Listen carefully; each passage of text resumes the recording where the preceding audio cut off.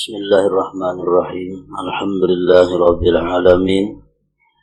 Wa bihi nasta'in ala umuri dunya waddin. Wassalatu wassalam ala asyrafil anbiya wal mursalin. Sayyidina Maulana Muhammadin wa ala alihi wa ashabihi ajma'in. Qala al-musannif al-imam hujjatul Islam Abu Hamid Muhammad bin Muhammad Al-Ghazali rahimahullah wa nafa'ana bi'ulumih. An-niyyatu ibaratun anis sifatil mutawassitah wa hiyal iradatu wa bi'asun nafsi bihukmir ragbati wal maili ila ma huwa muwafiqun lil gharadi imma fil hal wa imma fil ma'al.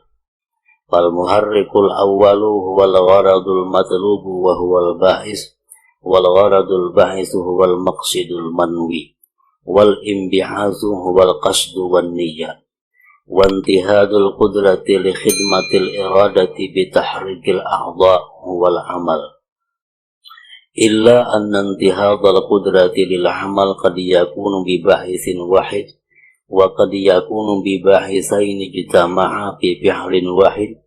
Wa idza kana bi ba'isaini faqad yakunu kullu wahidin bihaytsu law infarada lakana maliyan bi inhadil qudrah wa qad yakunu kullu wahidin qasiran anhu illa bil ijtima' wa qad yakunu ahaduhuma kafiyan lawlal akhar lakinnal akhar intahada 'adidan lahu wa muawina fayakhruju min hadha taqsim arba'atu aqsam fal nadhkur li kulli wahidin misalan wa isma ila akhir. Makna daripada kalam al-Imamul Ghazali rahimahullah wa nafa'ana bi ulumih. Niat adalah ibarat dari sifat yang di tengah-tengah, yaitu kehendak dan bangkitnya diri dengan hukum keinginan dan kecenderungan kepada apa yang cocok dengan maksud. Ada kalanya di waktu sekarang dan ada kalanya di waktu mendatang. Maka penggerak pertama adalah maksud tujuan yang dicari dan ia adalah pendorong. Maksud yang mendorong adalah tujuan yang diniatkan dan bangkit adalah kasad dan niat, dan terbangkitnya kemampuan untuk melayani kehendak dengan menggerakkan anggota-anggota badan adalah amal.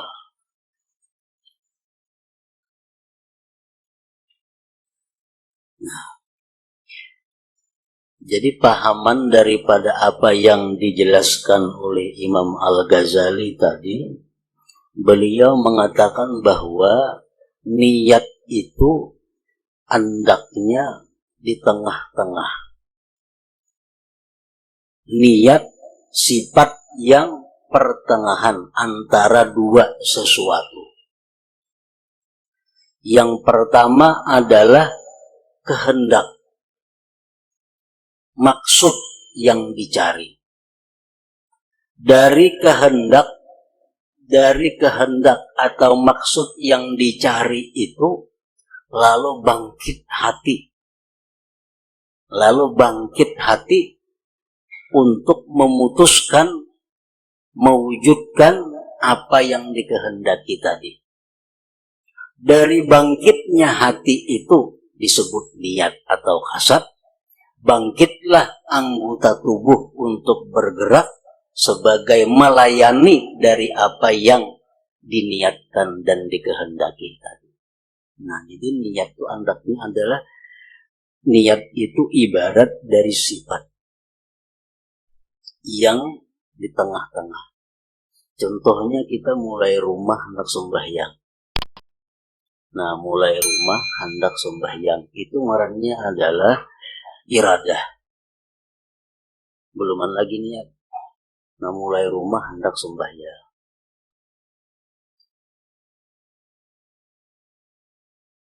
Kemudian kehendak sembahyang ini apabila kuat akan bangkit hati. Bangkitnya hati untuk mewujudkan, mengadakan apa yang dikehendaki tadi.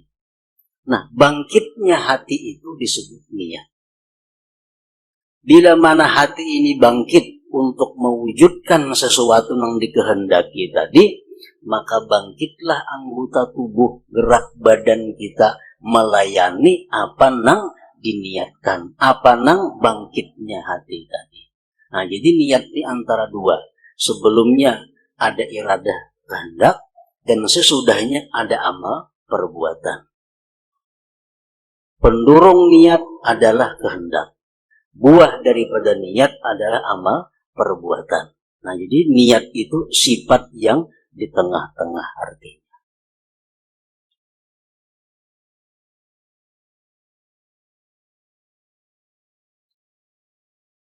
Maka penggerak pertama adalah maksud tujuan yang dicari, dan ia adalah pendorong. Maksud yang mendorong adalah tujuan yang diniatkan, dan bangkit adalah kasat dan niat. Dan terbangkitlah kemampuan untuk melayani kehendak dengan menggerakkan anggota-anggota badan adalah amal.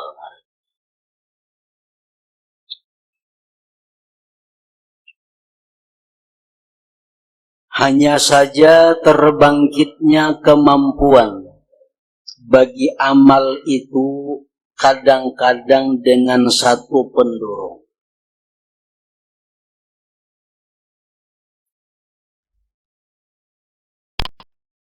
Hanya saja terbangkitnya kemampuan bagi amal, bagi bergeraknya anggota, bagi berjalannya batis, bergeraknya tangan.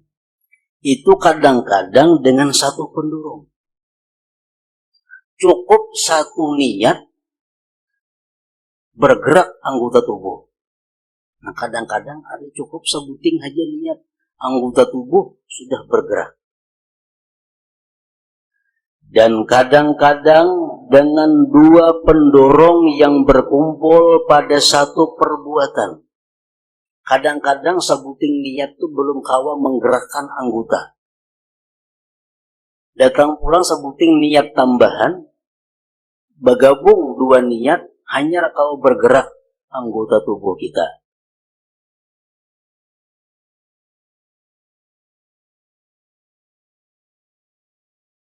Dan apabila adalah dengan dua pendorong, maka kadang-kadang setiap satu pendorong, di mana jikalau sendirian, niscaya ia lama membangkitkan kemampuan. Namun ada yang sebuting pendorong cuma lambat. Namun niat sebuting aja lambat bergerak awak. Tapi kalau dua niat lakas bergerak, nah ada juga itu. Dan kadang-kadang setiap satu pendorong kurang daripadanya kecuali dengan berkumpul. Yang ketiga, kalau sebuting aja pendorong, nya kada bergerak sama sekali, kada kawa. Dua, hanya kau bergerak. Jadi tiga sudah nih.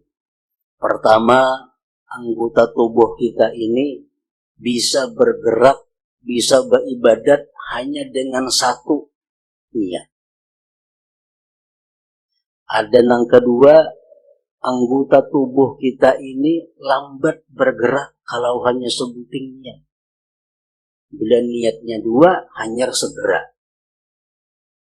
Ada yang ketiga, kalau sebuting aja kada kau bergerak, bila kada bergabung dua niat.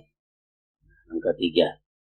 Dan kadang-kadang salah satunya itu cukup jikalau tidak ada yang lain, tetapi yang lain itu bangkit sebagai penguat dan penolong baginya. Ada juga orang yang mampu bergerak dengan satu niat. Cuma kalau ditambah niat yang sebuting, dia jadi bersemangat. Dia jadi bergairah untuk bergerak. Maka pembagian ini keluar 4 bagian. maka hendaklah kami sebutkan bagi masing-masing contoh dan nama.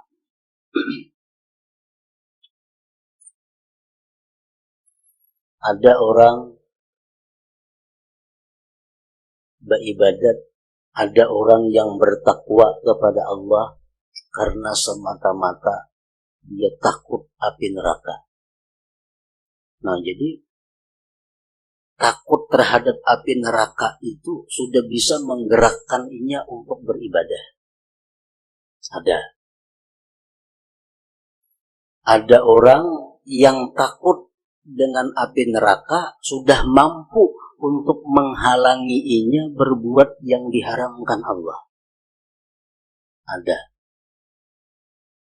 Nah, kemudian ada lagi orang yang beribadat itu mesti dua niatnya. Satu, dia takut dengan neraka. Yang kedua, dia mengharapkan surga. Bergabung dua itu, hanyarnya tergerak untuk beribadah. Takut lawan neraka dan mengharapkan surga Allah, hanyar kau bangun untuk beribadah. Jadi macam-macam yang menggerakkan manusia, yang bermacam-macam niat, bermacam-macam kasat, yang bisa menggerakkan tubuh manusia untuk berbuat satu perbuatan. Yang pertama, bahwa pendorong yang satu itu sendirian dan terlepas dari yang lain. Cukup satu pendorong, cukup satu niat untuk menggerakkan orang tersebut berbuat sesuatu. Contohnya, sebagaimana manusia apabila diserang oleh binatang buas, maka manakala ia melihatnya, maka ia bangun dari tempatnya. Tidak ada yang menggelisahkannya selain lari dari binatang buas. Maka bahwasanya ia melihat binatang buas dan mengetahui bahwa binatang buas itu membahayakan, lalu terbangkitlah dirinya kepada lari dan berkeinginan pada lari tersebut. Maka kemampuan terbangkit dengan berbuat menurut kebangkitan tersebut, maka dikatakan niatnya adalah lari dari binatang buas, tidak ada niat baginya dalam bangun untuk lainnya. Duduk kita sorangan. Duduk, muncul harimau. Datang kejutan harimau. Otomatis kita buka. Dan buka kita ini sebetulnya tujuannya lari dari binatang buas. Adalah buka itu lain tujuannya. Dikirakan selagir bulik ke rumah, kadada.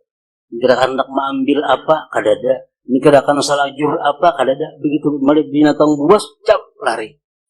Nah, ini ngarannya kita bergerak, kita meluncat, semata-mata didorong oleh satu ketakutan kepada binatang buas. Nah, ini niat ini dinamakan khalisah, murni. Ini murni. Murni ini meluncat semata-mata karena takut binatang buas. Ada tujuan lain. Dan amal dengan tuntutan khalisah, ikhlas tersebut dinamakan ikhlas dengan disandarkan dengan maksud yang mendorong. Maksudnya ia murni dari persekutuan dan pencampuran yang lain. Itu ngaran ikhlas. Kita beribadah semata-mata untuk mencari keridhaan Allah. Sedikit pun kagak ada yang lain. kadada pandang neraka, kadada pandang surga, kadada pandang manusia, kadada pandang apa-apa. Kita bisa bergerak bangun ini untuk sembahyang 2 rakaat semata-mata untuk mencari keridaan Allah. Yang lain tidak ada sama sekali. Macam kita lari dari binatang buas semata-mata karena takut binatang buas. Nah, itu namanya ikhlas. Itu namanya murni. Murni karena Allah.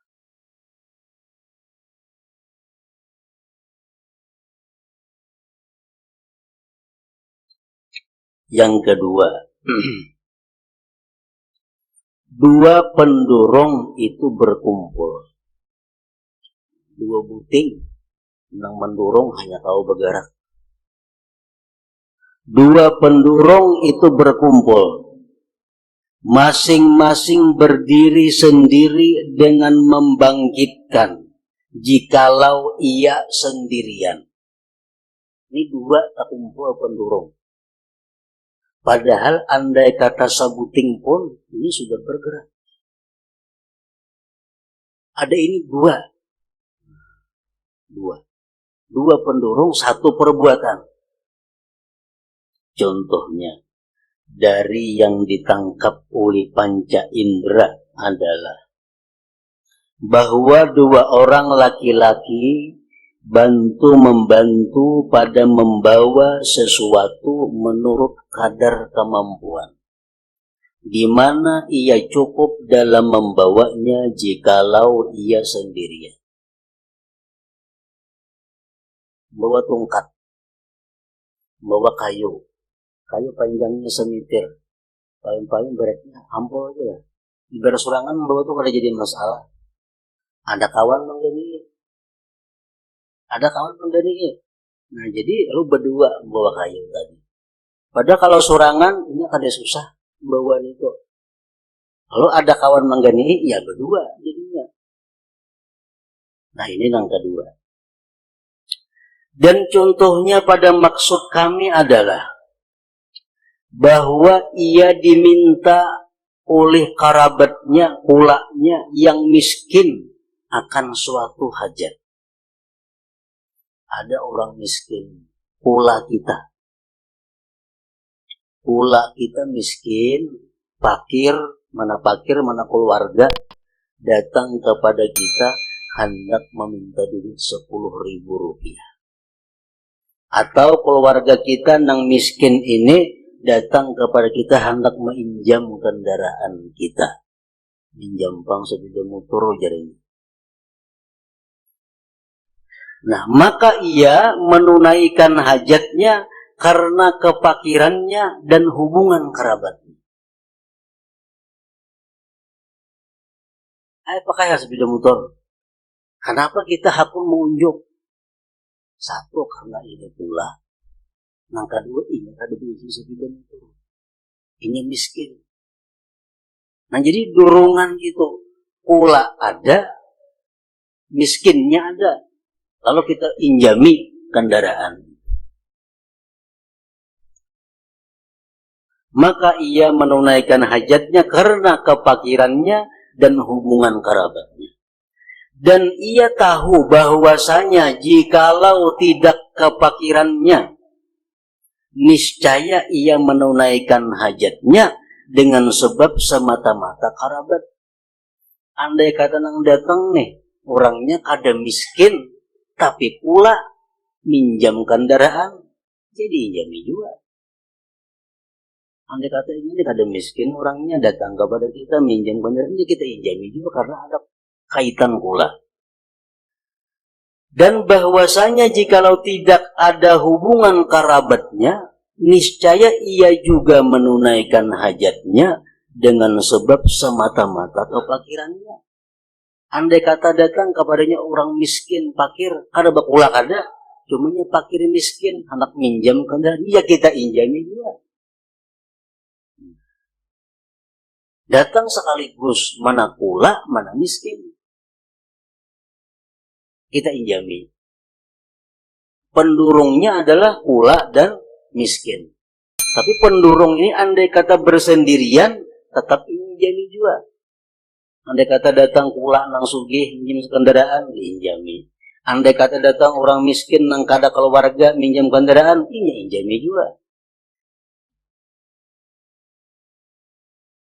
Dan diketahui yang demikian itu dari dirinya, bahwasanya jikalau datang kepadanya kerabat yang kaya, maka ia gemar pada menunaikan hajatnya. Dan orang fakir yang bukan kerabatnya, maka ia gemar pula pada menunaikan hajatnya. Dia kata datang kula nang kaya minjami, diinjami juga. Andai kata datang kada kula cuma miskin minjam, ya diinjami juga. Nah contohnya lagi, begitu pula orang yang diperintah oleh dokter meninggalkan makanan. Jar dokter ikan isuk puasa. Isuk ikan puasa aja. Dan masuk hari Arafah. Kebetulan isuk itu pas hari Arafah. Jadi dokter ikan isuk puasa. Dari jam sekian sampai jam sekian. Kebetulan pas isuk hari Arafah. Kan hari Arafah sunat puasa. Lalu ia berpuasa. Sedangkan ia tahu bahwasanya jikalau tidak datang hari Arafah, andai kata isuk nekada hari Arafah, niscaya ia meninggalkan makanan. Niscaya ia puasa juga karena menjaga diri pemantan. Karena dokter menyuruh. Dan jikalau tidak ada menjaga diri, niscaya ia meninggalkan makanan juga karena hari itu adalah hari Arafah. Orang ini sudah kebiasaan dari Arafah puasa, hari Arafah puasa, hari Arafah puasa. Kebetulan malamnya berobat, jadi dokter ikan isuk puasa. Pas hari Arafah.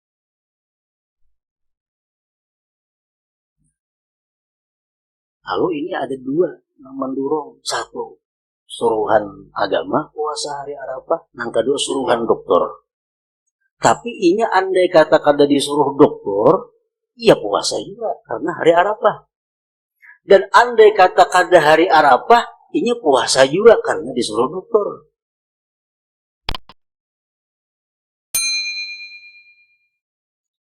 Dan keduanya telah berkumpul semuanya. Lalu ia maju untuk berbuat. Dan adalah pendorong yang kedua itu teman pendorong yang pertama. Kawan aja. Maka hendaklah kami namakan bagian ini murafaqah lil bawa'is. Menemani bagi semua pendorongan. Orang naik haji. Naik haji sambil berjualan. Sambil membawa barang. Jadi ini ke Makkah ini tujuannya naik haji sekaligus membawa jualan. Andai kata ada musim haji, ini tetap pulang.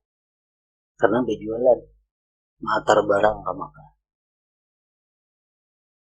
Berhubung musim haji, ini naik haji. Andai kata kada ada barang pun, ini naik haji juga. Karena itu musim haji. Nah ini masalahnya yang kedua macam itu.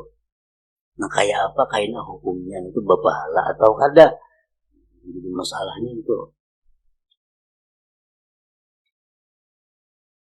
Maka hendaklah kami namakan bagian ini murafaqatun lil bawa'is, menemani bagi semua pendorong. Kalau yang pertama tadi itu sudah jelas, itu ikhlas murni ngarannya. Ini semata-mata beribadah karena Allah, titik karena yang lain. Seperti ini lari dari binatang buas, semata-mata menghindari binatang buas. Itu sudah jelas ikhlas ngarannya. Nah yang kedua ini itu ada masalah ini. Yang ketiga, bahwa masing-masing tidak dapat berdiri sendiri. masing-masing niat ini kadakawa menggerakkan anggota tubuh kita. Jikalau ia sendirian, kayu saling genalan, sorangan jelas juga kalau maangkan, berdua keangkat. Ini beribadah. Kalau semata-mata karena Allah aja, maka ada tagarak sudah. Tapi ada karena yang lain, tagarak. Bahwa masing-masing tidak dapat berdiri sendiri jikalau ia sendirian. Tetapi berkumpulnya menjadi kuat untuk membangkitkan kemampuan. Jakanya ke orang aruh aja ini, kada takalanggar isa itu. Kada takalanggar, jaka orang aruh aja tujuannya. Kada takalanggar. Jakanya kada ada orang aruh, kada kalanggar juga. Tapi berhubung orang aruh ada, pas waktunya sembahyang Isya, lalu jadi kalanggar dengan dua durungan, dengan dua pendurung.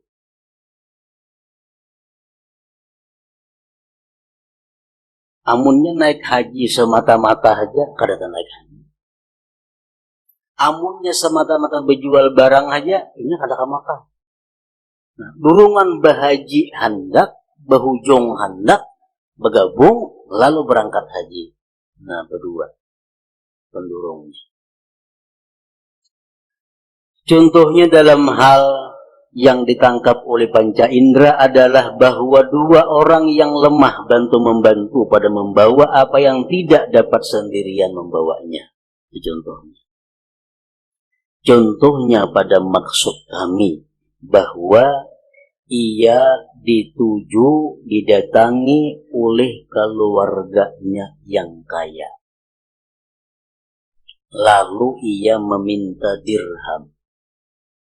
Datang orang sugih, anak kemanakan atau Marina sugih, datang minta duit. Maka ia tidak memberinya. Ada diberinya orang sugih.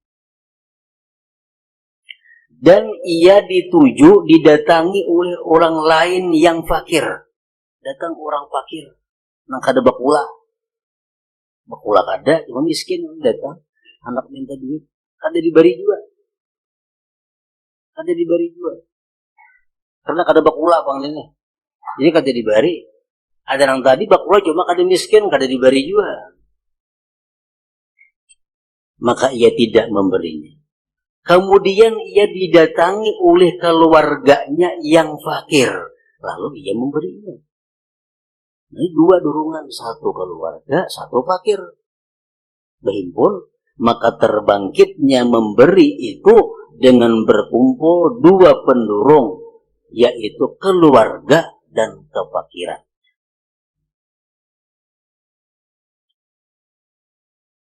Begitu pula seseorang laki-laki yang bersedekah di hadapan manusia. Seseorang laki-laki yang bersedekah di hadapan manusia untuk tujuan pahala dan tujuan pujian. Ini bersedekah dua niatnya.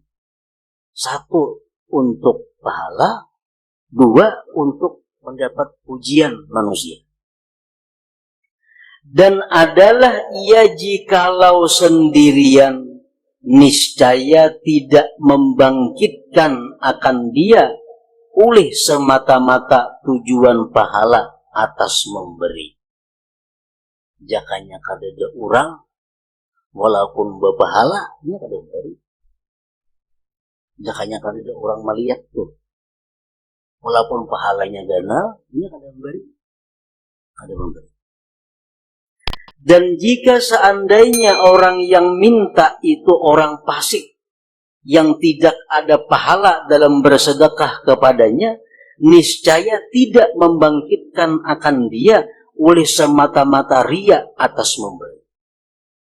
Walaupun di tengah orang banyak, tapi nang minta ni orang fasik, nang kada jadi pahala memberi, ini ada memberi juga. Kada memberi juga. Ada orang yang saleh, miskin, datang minta. Tapi orang kadang melihatnya, ini kadang beri. Karena pahalanya ganal tuh. Tapi orang kadang melihatnya, ini kadang beri. Nah, di tengah orang banyak, orang datang orang miskin, tapi orangnya fasik. Lah dibari ada berpahala. Ini kadang beri juga. Takutan, ada pahalanya, beri sia-sia. Dan jikalau kedua tujuan itu berkumpul, niscaya keduanya itu menimbulkan dengan berkumpulnya akan penggerak hati. Nah, amun di tengah orang banyak, nang minta-mintanya orang yang saleh, nyembari. Kenapa? Karena pahala ada di untingnya, pujian orang ada di untingnya. Nah, dan hendaklah kami namakan jenis ini musyarakah. Niat yang disebut dengan musyarakah. Nambah pahalakan, angka itu kadakah, itu kaitnya dijelaskan oleh Imam Ghazali.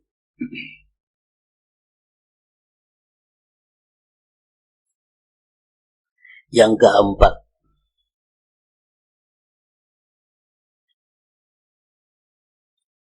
bahwa salah satu dari kedua pendorong itu berdiri sendiri. Jikalau ia sendirian dengan dirinya, dan yang kedua tidak dapat berdiri sendiri.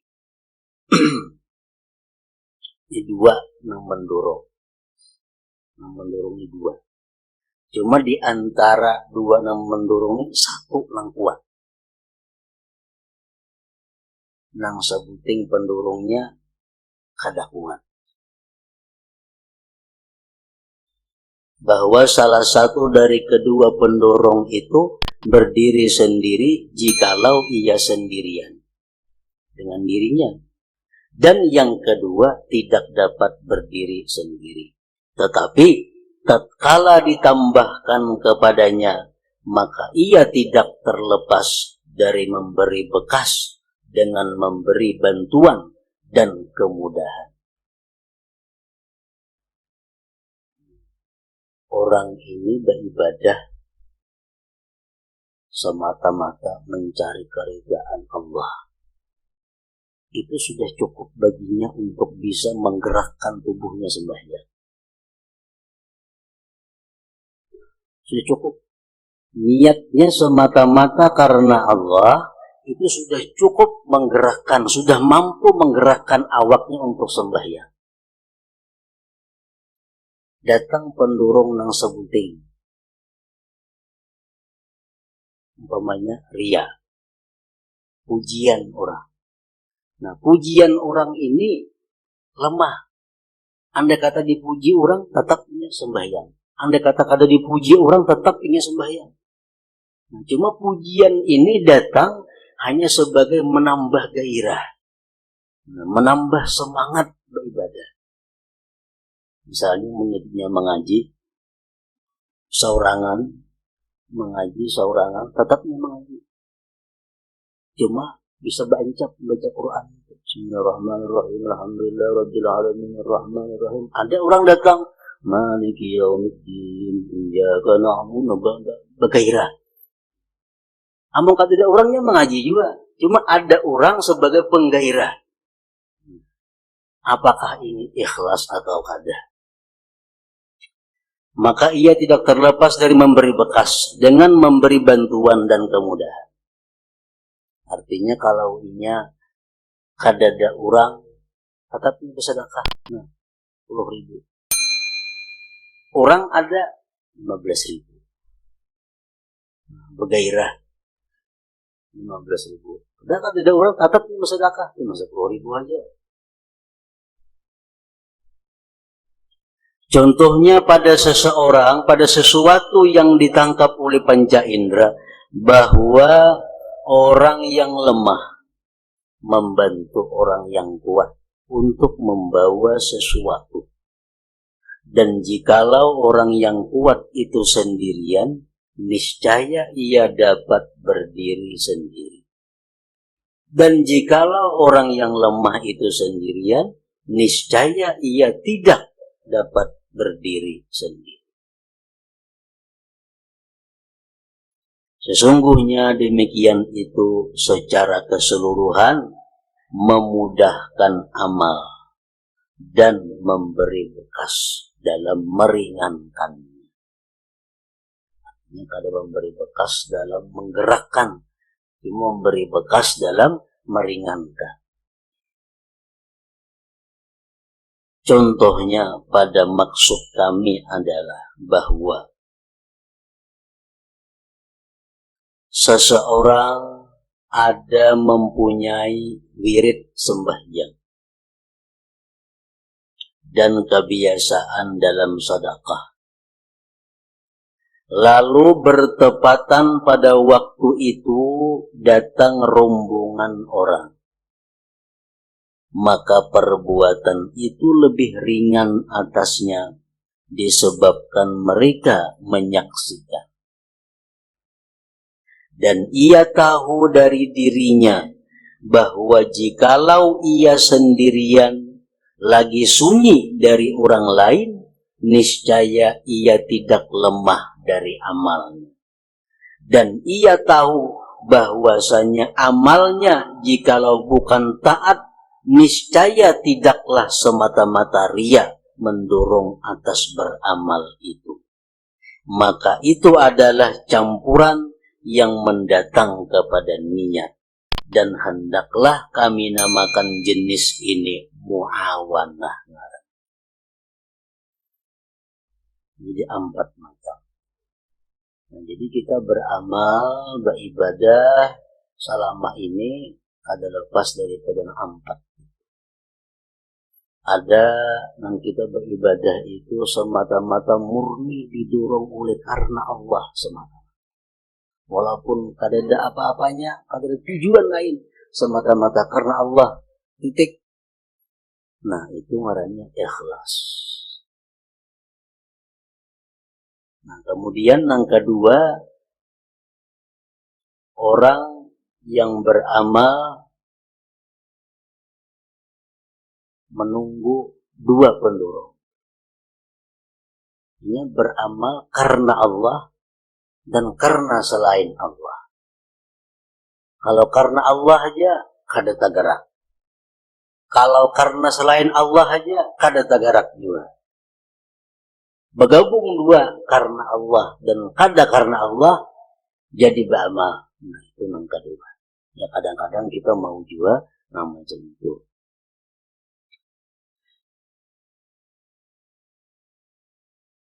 Yang ketiga,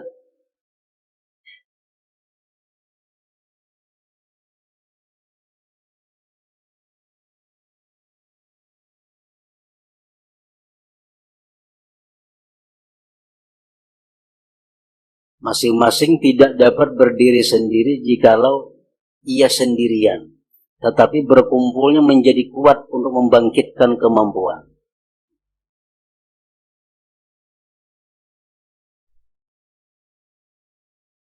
Yang keempat, bahwa yang riya itu, yang bukan karena Allah itu, hanya sebagai meringankan atau menggairahkan yang karena Allah.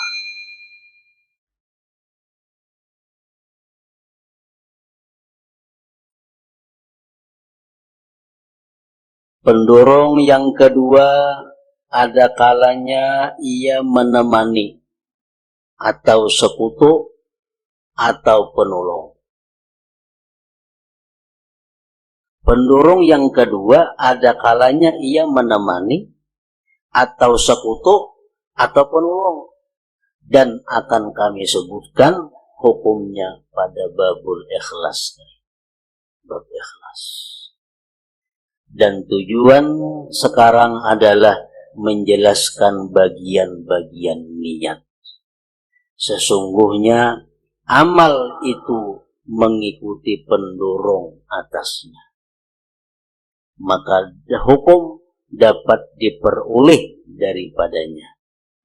Karena itu dikatakan sesungguhnya amal perbuatan itu